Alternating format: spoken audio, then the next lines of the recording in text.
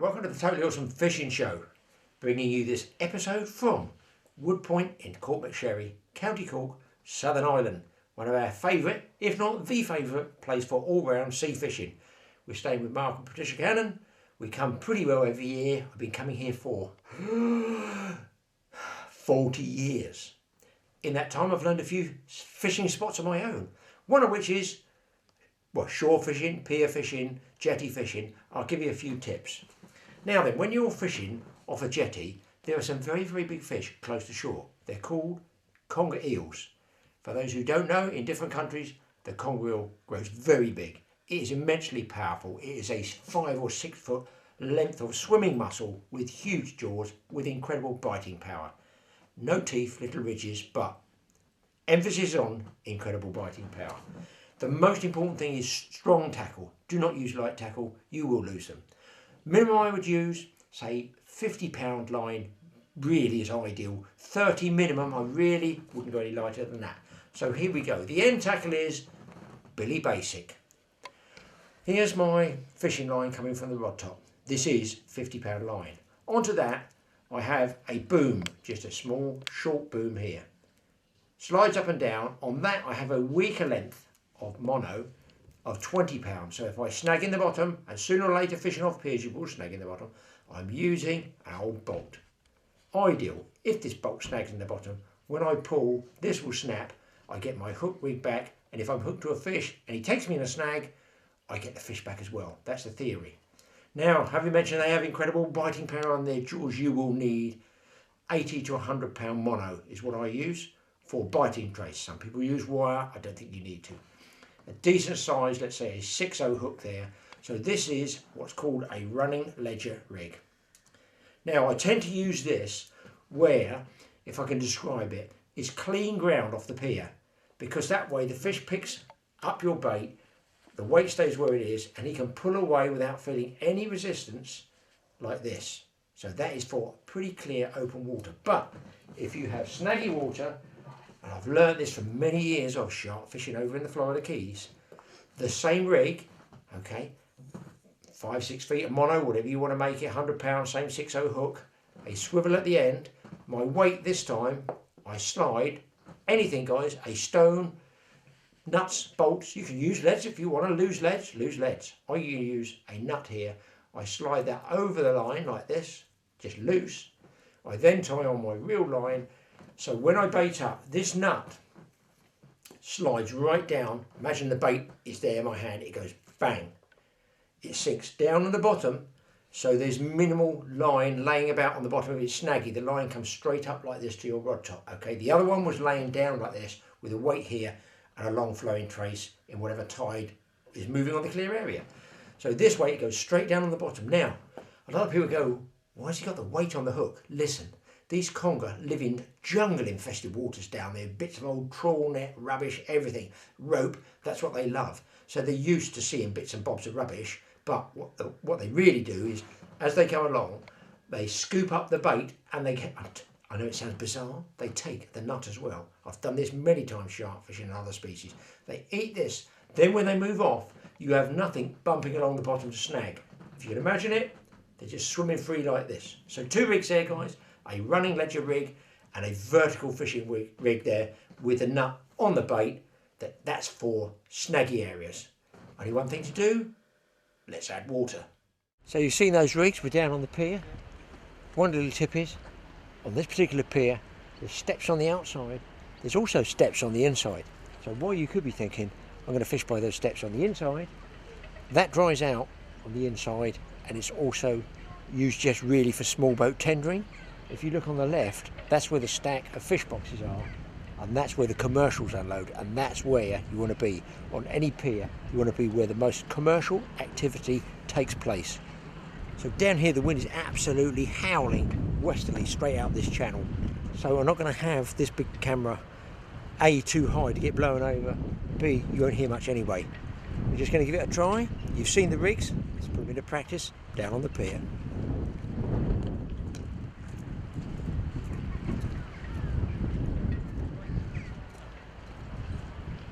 And if you're not sure about whether the tide's coming up or going down, check it. Sometimes you get phone apps. tackle shops will give you a tide table, a card one, you can read that. But also look at the steps. You're going to see when they're drying out or when they're covering up. If you want to, obviously easy to see going down, you'll see where they're wet. If you want to know where the tide's coming in, you want you to count the number of steps down. If it's 10 steps down and the water's lapping, and half an hour later it's 8 steps, you know that tide's coming in. Get ready for a big conger. Now here is exactly what I'm talking about. A commercial boat, it could be a netter, it could be a potter, it could be a crabber. He's come in from a day out of hard work and he's going to dock right in on that side there. And that's where he's going to be unloading. All those bits get washed off the deck, bits of shellfish, crab, lobster, fish, big fish, small fish, whatever, guts, anything like that. And they get washed around these stanchions. So anywhere there are pilings, stanchions, any form of structure is where you should look for conger eels. Obviously, the commercial side here is a mess of ropes. You can see there's nylon ropes. Now you can cast out a bit, and I've actually had conger here casting out to that white foam. But that was at night when they move away from the base of the pier and they tend to come out. When it's during the day, I find they're really in close. Here you can see this boat is already unloaded. The fish boxes are all clean, ready for the next trip out. And yes, just in here, my rods are either side of that step because he's going to come up either metal steps on the left or he's going to come up the concrete ones. The concrete ones are far, far older. They've been there years. So therefore, the propellers of the boats moving in and out from those steps churn out the concrete from inside, and the congers live literally in the side of the piers. The sort of gear you can get tangled in are bits of net like this that might be cut away or even washed off the side of the boat, who knows, in a storm. So you've got to look for somewhere like that where the slack water is pushing that boat away from the side of the pier, so I can drop my baits between the side of the boat and the pier. You don't have to cast out. Look, I'm just lowering this bait straight down the side of the wall. This wall is very slightly tapered, so I've just swung it out maybe a rod length, dropping it down. It hits the seabed, and I just lift the rod top. I feel the weight of that nut or the bait, and then I just tighten up to it. But you must take the reel out of gear and leave the clicker on. I have seen rods go straight off the side. Fortunately, they won't mind. But if you want to lose a fishing rod, make sure you don't listen to me, won't you? Just keep checking that drag, keep watching the rod tops, and keep listening for that clicker. Conger fishing in the daytime can be a waiting game. They are far more active at night. They are nocturnal feeders. Here I've got an absolutely disgusting pile of squid. It's on that running ledge rig with a nut on the end, which I told you about, and I'm casting slightly out into the clearer water there, because I find the closer to the wall you get, the snaggier it gets. So it's a bit of a gamble casting a bait out that far. At night I would lob it out a couple of 3 rod lengths, because the conger will hunt looking for poutine, looking for crabs, looking for small fish away from the base of the pier. But I find sunny, bright weather like this, it's very, very tough conger fishing during the daytime.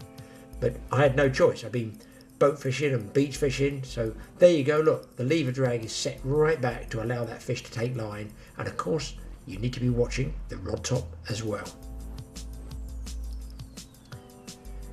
There you can see the steps. Now, if you follow those steps down under the water, that's where people will be getting off the boat at lower tide. And at low tide, that's where the propellers of those boats churn out the concrete. So that is my idea of a hot spot. Here goes some more squid out there. You can use mackerel. Fresh mackerel is a prime bait. And this one, a cheap lead's going up. Anything expendable is what I like using. Just going to lob it a little bit away from the pier there. And that should be sitting on sand, and I'm hoping it's not going to be a snags. Of course, the other thing you can use fixed ball reels like this with heavy mono or Dacron on there. Again, absolute minimum of £30 test. And I'll just be watching the rod top, so it's in between the boat and the side of the pier. And just a tip here, if you've got fixed balls, that's not the way to put it down. You want to put it down so the knuckle of the reel, watch me turn this handle around, there, the knuckle sits on a rock. This applies to rock fishing as well. Then you can undo the drag and the spool doesn't in fact drag or touch on the gravel or indeed the rock or indeed the pier. Otherwise, again, you might lose it. Make sure that it's set so the line can be just pulled off the reel. Conger will drop a bait if they feel too much resistance.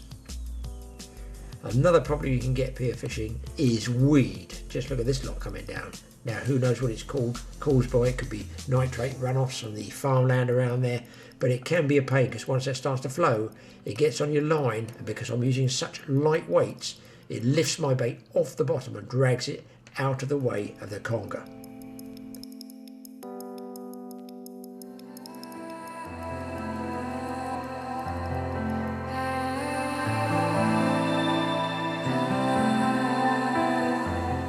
This time I'm using some old salted herring, just lobbing off the side of the pier, letting it drop down.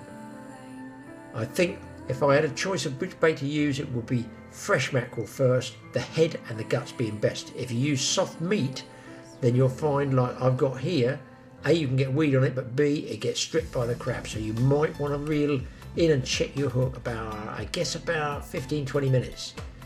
There's a guy just going out in his boat. Little does he know, he's leaving a pier where the fish may be bigger than he's actually going to catch from his little fishing boat.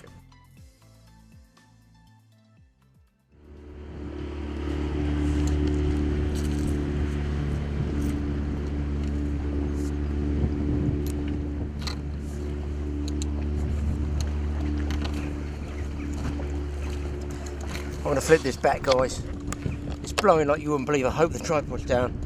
I think I've had a pickup on one of these. Could be weed. Oh no, it's the other one. Jesus. Here we go. I'm going to wind down here. The only way I can get this chance of this one is swimming right the way down here, guys. I'm hoping against all odds to get you something to hook up. But I'm in the snag.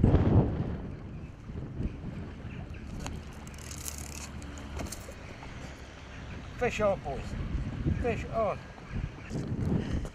Look at the size of this. Michael's not here. I've got to keep his head out, guys. Got to keep his head up. Just walk him if I can. Jeez, I'm in trouble.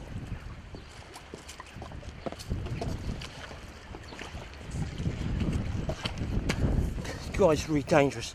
The only chance I've got is getting down. There's nobody about to help me. I'm going to go down those steps and try and jaw graph it.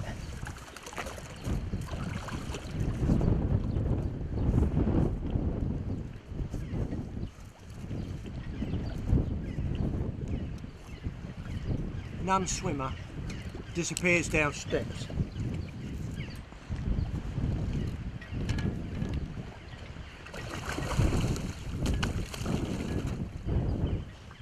At my age, you must be kidding. I'm going to try and hold him up here. No, he's got one. He's tangled on the other wire one. If I get hold of him, I've got to be close to 20 pounds. Luckily, nobody about to help me as usual. Shore fishing for big ass conger. What? Chose the tide right. Mike's gone off doing his bushcraft stuff and he's missed out. I can't tell you how many times Mike has not gone conger fishing with me when I've had these hunches about high water. I've maybe got 30 minutes left and we're done. Am I happy, bunny? Yes, sir. Let's get this fish, people. Just look at the size of that. I'm shaking it. It doesn't take too big a fish to get me shaking nowadays. That's a release gaff, by the way, no barb on it. Can let this fish go. Look at that. Go on. Back to that mark on the steps.